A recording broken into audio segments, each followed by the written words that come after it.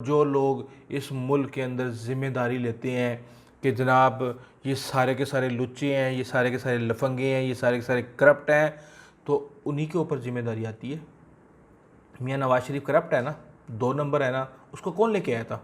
उसको किसने प्रमोट किया था? क्या उन लोगों को 90 की दहाई के उन लोगों को पकड़ के उनको उनको कहा जाएगा कि तुमने ये गलत फैसले किए थे, इस कौम के ऊपर तुमने इस करप्ट आदमी को मुसल्लत कर दिया, कौन जिम्मेदार है इसका? कोई पूछेगा किसी से? नहीं पूछेगा। फैसले हो गए, चलते जाओ चलते जाओ चलते जाओ, किसी ने किसी को क्या पूछना है। बिस्मिल्लाहिर्रहमानिर्रहीम, अस्सलाम वालेकुम नाज़रीन, उम्मीद है आप सब लोग खैर खैरियत से होंगे। जैसा कि आपको टॉपिक से पता चल गया है कि शराफत, सियासत, इमरान खान और पीडीएम के साथ पुलिस मुकाबला। इस वीडियो के अंदर मैं डिस्कस करूंगा कि इमरान खान ने कैसे पीडीएम के साथ पुलिस मुकाबला किया है। पहले अपनी बाजू पे गोली मारी और उसके बाद फिर पीडीएम को ठशा। उसके अलावा शराफत सियासत का के ऊपर जो हम डिस्कस करेंगे वो ये है कि इस मुल्क के अंदर जितना लुच्चा उतना ही ऊंचा, और इमरान खान ने ये असूल अपना लिया। देखें, मेरे जितने भी सब्सक्राइबर हैं उनमें तकरीबन 70% लोग जो हैं वो प्रो पीटीआई हैं। अगर आप चाहते हैं कि मैं आपको झूठ बोलता रहूं कि इमरान खान ने छक्का मार दिया, किस्मत की देवी जो है ना इमरान खान पे मेहरबान हो गई है, कप्तान ने तारीख़ रकम कर दिया है, तो वो आपकी मर्ज़ी है। लेकिन इसकी वजह क्या है? देखें, जितने भी लोग इमरान खान को सपोर्ट कर रहे हैं वो एक होप को सपोर्ट कर रहे हैं। वो चाहते हैं कि पाकिस्तान जो है तरक्की करे। मैं आपको एक छोटी सी बात बता देता हूँ ये वीडियो शुरू करने से पहले कि 2013 मैं वो शख्स हूँ जो दुआएं करता था कि या अल्लाह इमरान खान को एक मौका दे दे किसी तरीके से, कि शायद वो पाकिस्तान की तारीख बदल दे, क्योंकि हम तंग आ चुके थे। 90 की दहाई से लेके 2013 तक 23 साल हमने पीपल्स पार्टी नून लीग, पीपल्स पार्टी नून लीग, डिक्टेटर, फिर उसके बाद पीपल्स पार्टी, फिर नून लीग, हम ये देखते आ रहे थे। तो 2013 के इलेक्शन में मैं जो है ना बहुत ज़्यादा स्ट्रांगली सपोर्ट कर रहा था इमरान खान को। मेरे वालिद साहब जो हैं वो नून लीग को सपोर्ट कर रहे थे। इस वक्त वो तहरीक इंसाफ के बहुत बड़े सपोर्टर हैं, और वो अगर मैं कोई वीडियो इमरान खान के ख़िलाफ़ करूं तो वो वीडियो ही नहीं देखते। मैंने अब्बा जी को बड़ा ज़ोर लगाया कि आप इमरान खान को वोट दे दें, उन्होंने नहीं दिया।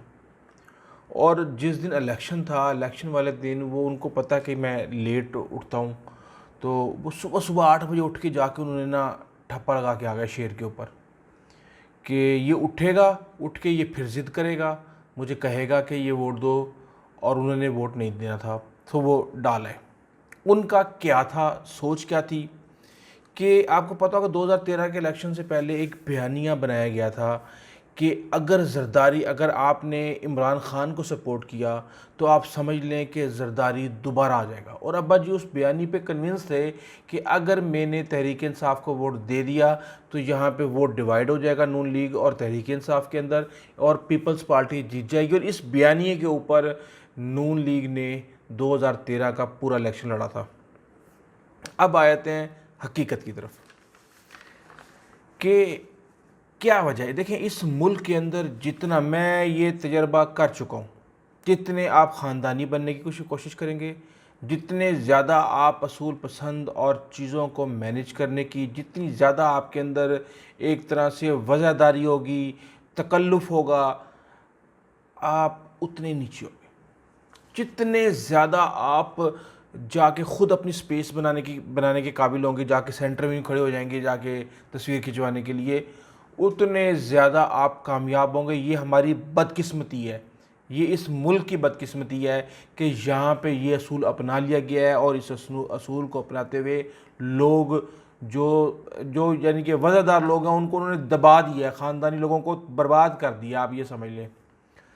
अब इमरान खान साहब शरीफ आदमी है, वो ऊपर से सियासत में, अब सियासत, हमारी सियासत का ये असूल है, ये एक तल्ख़ हकीकत है कि पाकिस्तान की सियासत में जितना लुच्चा होगा वो उतना ही ऊंचा होगा, क्योंकि यहाँ लुच तलने से ही आप कामयाब हो सकते हैं। यहाँ पे आपने थानों को कंट्रोल करना, नीचे आप काउंसलर से लेके आप किसी भी जगह पे आप देख लें, आप अपनी सोसाइटी में देख लें कि आपके ख़ानदान में कितने लोग सियासत में हैं, और अगर कोई सियासत में है तो वो सब कुछ आजमाने के बाद उसने आखिरी ऑप्शन ने कहा यार मैंने कुछ नहीं मिल रहा है, तो चलो अब मैं ये काम शुरू कर देता हूँ, कुछ ना कुछ तो हो ही जाएगा।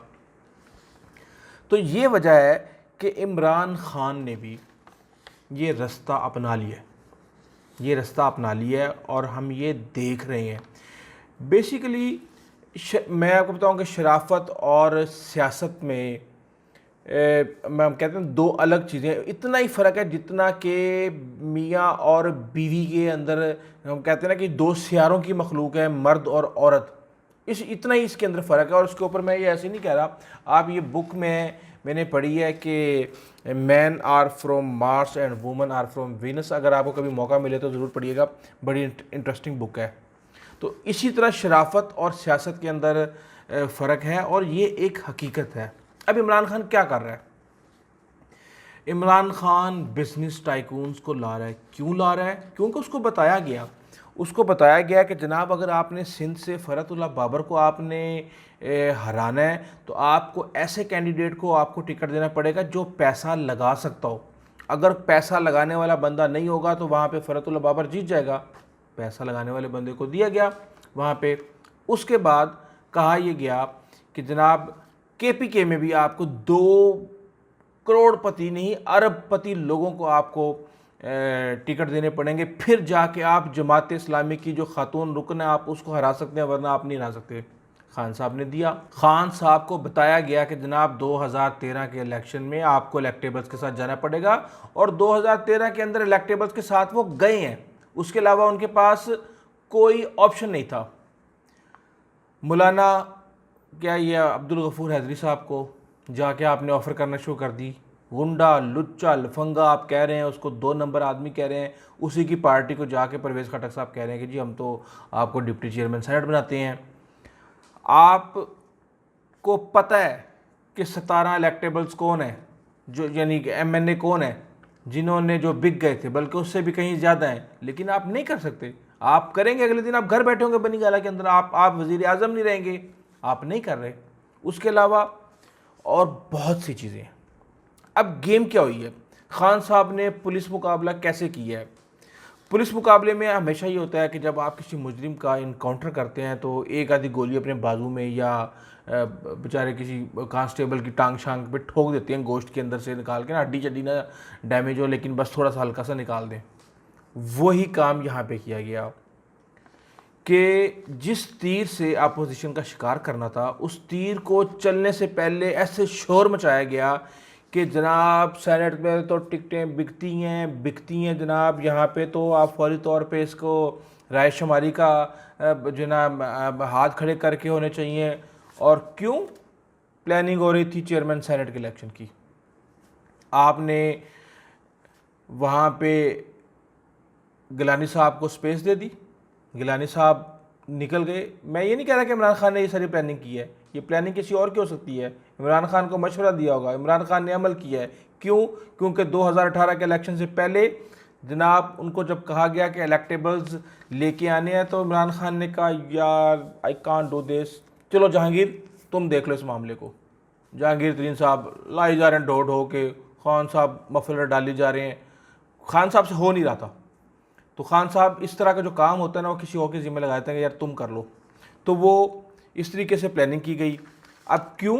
क्योंकि चेयरमैन सेनेट के इलेक्शन में इसी तरह PDM को उस तीर से ज़िबा करना था, इसलिए एक सीट वफाक के अंदर हफीज़ शेख को वो इनकाउंटर वाला छोटा मोटी गोली निकाल के, क्योंकि उसको बना देंगे, आपको कुछ दिनों में पता चल जाएगा कि किसी न किसी तरीके से एक रास्ता निकाल के हफीज़ शेख साहब को सेनेट में लाया गया, उसके बाद वो वफाकी वज़ीर बन गए हैं। तो इस तरीके से, और इलेक्शन कमीशन इसमें क्या कर रहा है? इलेक्शन कमीशन ये कर रहा है कि इलेक्शन कमीशन को हुक्म दिया गया है कि आपने ये तासुर देना है, जब तक आपको हम हुक्म नहीं दे रहे, आपको ये जब तक हम हुक्म नहीं दे रहे आपने ये तासुर देना है कि आप आज़ाद हैं। और इलेक्शन कमीशन ड्रामा कर रहा है कि वो बहुत आज़ाद है, डस्का का इलेक्शन उड़ा के परे महाराज तक कभी नहीं हुआ, ऐसे उड़ा दिया जनाब। गिलानी साहब वाली वीडियो आ रही है, सब कुछ आ रहा है, वो तासुर दे रहा है कि जी मैं बिल्कुल आज़ाद हूँ। क्यों? क्योंकि चिड़ियों को दाना डाला जा रहा है। और उसके बाद फिर सेनेट के इलेक्शन में गिलानी साहब को जितवाना है, इधर बिलावल साहब भागे भागे आ रहे हैं पंजाब के अंदर के जनाब उस्मान बुज़दार को हमने हटाना है और उस्मान बुज़दार को हमने साइड पे करना है। ये चीज़ें मिक्स हुई हैं, इस बात में कोई शक नहीं है कि आपको आने वाले दिनों में, क्योंकि एक तरह से इमरान खान को कहा जा रहा है कि पीपल्स पार्टी के साथ मिले, पीपल्स पार्टी के साथ मिले, अगले 5 साल पीपल्स पार्टी के साथ मिलके आपने गुजारने हैं और हमने शरीफों को अगले 5 साल नहीं आने देना। 10 साल का जो प्लान चल रहा है वो किसी न किसी तरीके से वो चलना है और अगर इमरान खान इसके अंदर नहीं आएंगे तो फिर किसी न किसी तरीके से पीपल्स पार्टी को ये चीज़ें दे के उनके साथ सेटलमेंट करके। क्यों?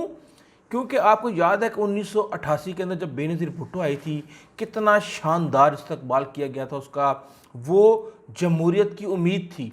लेकिन फिर जब वो आई तो उसने क्या कहा? उसने कहा कि जनाब जनरल असलम मिर्ज़ा बेग साहब को बड़ा क्रेडिट जाता है कि जमहूरियत वापस आई है। उसके बाद उसी बेनज़ीर भुट्टो ने, जुल्फ़िकार अली भुट्टो की बेटी ने जनरल ज़ियाउल हक के दस्ते रास्त जनाब ग़ुलाम इसहाक़ ख़ान को अपना प्रेसिडेंशियल कैंडिडेट चूज़ करके उसको इलेक्ट करवा दिया। और किसके मुकाबले में? जनाब नवाबज़ादा नसरुल्लाह के मुकाबले में। वही हो रहा है हमारे साथ, वो तारीख़ दोबारा दोहराई जा रही है और दोबारा हमारे साथ वही हो रहा है। और अब फिर बिलावल ऑक्सफोर्ड स्टडी की हुई है जनाब, उसने ऑक्सफोर्ड ग्रेजुएट है। जरदारी साहब तो क्या ख़रीदते थे जो बिलावल साहब की सरबराही के अंदर माल चल रहा है और किस तरीके से है। बिलावल साहब ने तो रेट ही 8 करोड़ पे पहुंचा दिया। यहाँ पहले 2 करोड़, 3 करोड़, 4 करोड़, 5 करोड़ की गेमें होती थी फी कैंडिडेट, क्योंकि आपको पता है कि जो सेनेटर चूज इलेक्ट होता है वो 26, 27, 27, 28 MPS के बाद होता है। जिस तरीके से आपने देखा कि 168 वोट जो है वो सेनेटर के लिए जो वफाक का इस्लामाबाद की सीट है उसके ऊपर चूज़ हुए थे। इसी तरह सूबों के अंदर सबसे कम बलूचिस्तान के अंदर चूज़ करने पड़ते हैं। उसके अलावा पंजाब के अंदर 30-30, 35-35 MPA मिलके एक सेनेटर मिलाते हैं। तो जब सबको 2-2 करोड़, 5-5 करोड़ देते हैं तो ये सीट जाके अरबों पे पहुंच जाती है। तो यहाँ तो इन्होंने रेट ऐसे लगाया है कि अब देखें ना, ऑक्सफोर्ड का पढ़ा हुआ बंदा और वो क्या कर रहा है, किस चीज़ को प्रमोट कर रहा है इस मुल्क के अंदर, मुझे नहीं समझ आ रही। यहाँ पे किसी का कोई ऑक्सफोर्ड कुछ बिगाड़ ही नहीं पा रहा। वो यहाँ आता है, यहीं के माहौल जैसा ही वो हो जाता है और उसी के मुताबिक वो चीज़ों पे अमल करना शुरू कर देता है। आप जनाब उनको देख लें, अब्दुल कादिर साहब को 70 करोड़ की कहानी चल रही है। पहले ज़हूर आगा को बिठाया गया जो PTI का बंदा है, फिर उसको खड़ा किया गया, फिर उसको बिठा दिया गया, फिर बाप की तरफ से सपोर्ट करवाएगी, सपोर्ट के बाद फिर दोबारा उसको PTI में ले आए। कोई नहीं बताएगा आपको कि क्या हुआ, कैसे हुआ, किस लिए हुआ।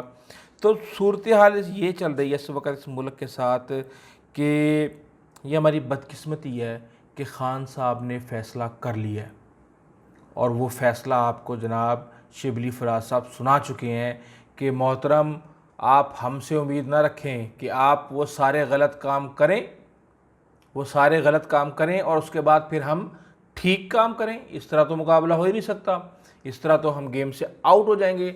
इसलिए गंदा है पर धंधा है ये, और सियासत के इस धंधे में इमरान खान ने फ़ैसला कर लिया है कि ये वही रास्ता अपनाएगा जो दूसरे रास्ता अपनाते रहे हैं। शायद करप्शन ना करें लेकिन इनको इन्हीं के तरीके से जवाब दिया जाएगा। अब मुझे नहीं पता कि आप इन सब चीज़ों को ठीक समझते हैं, अच्छा समझते हैं, बुरा समझते हैं, क्या समझते हैं, लेकिन मैं ये समझता था कि ये सब चीज़ें मुझे अपने व्यूवर्स को बतानी चाहिए कि क्या हो रहा है, कैसे हो रहा है, क्यों हो रहा है और ये सारा का सारा खेल अपनाया जा रहा है। 17 लोगों के नामों का पता है इमरान खान को। शेख रशीद चीख चीख के कह रहे हैं। और पहली बात तो यह है कि शेख रशीद पता नहीं किसके एजेंडे पे काम कर रहे हैं। मैं एक इंतहाई पर्सनल मुलाकात, और उस पर्सनल मुलाकात का मैं हमेशा ही कर जाता हूँ कि ये उस दिन की बात थी जिस दिन मलक रियाज गए थे मियाँ नवाज शरीफ के पास मैसेज लेके कि जनाब आप इस्तीफ़ा दे दें। उस दिन वो एक जगह पे बैठे हुए थे, मैं भी वहाँ बैठा हुआ था।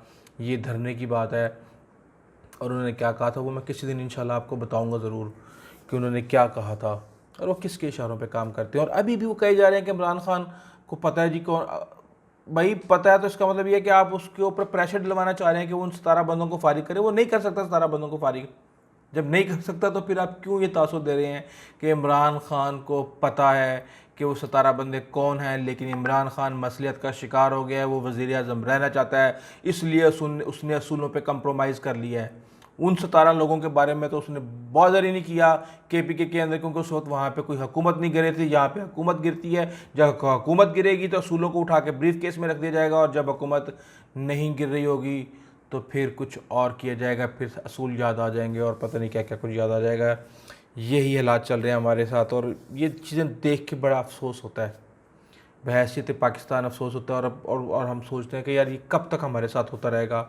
हमारी तो आधी से ज़्यादा पता नहीं, अब तो हम बोनस पे चल रहे हैं। 40 साल के बाद आपको पता है कि 40 साल का हो गया हूँ मैं, और हमारे बुज़ुर्ग बूढ़े हो गए हैं। अब कब तक ये चलता रहेगा हमें समझ नहीं आ रहा। और जो लोग इस मुल्क के अंदर ज़िम्मेदारी लेते हैं कि जनाब ये सारे के सारे लुच्चे हैं, ये सारे के सारे लफंगे हैं, ये सारे के सारे करप्ट हैं, तो उन्हीं के ऊपर ज़िम्मेदारी आती है। मियाँ नवाज शरीफ करप्ट है ना, 2 नंबर है ना, उसको कौन लेके आया था? उसको किसने प्रमोट किया था? क्या उन लोगों को 90 की दहाई के उन लोगों को पकड़ के उनको कहा जाएगा कि तुमने ये गलत फैसले किए थे, इस कौम के ऊपर तुमने इस करप्ट आदमी को मुसल्लत कर दिया, कौन जिम्मेदार है इसका? कोई पूछेगा किसी से?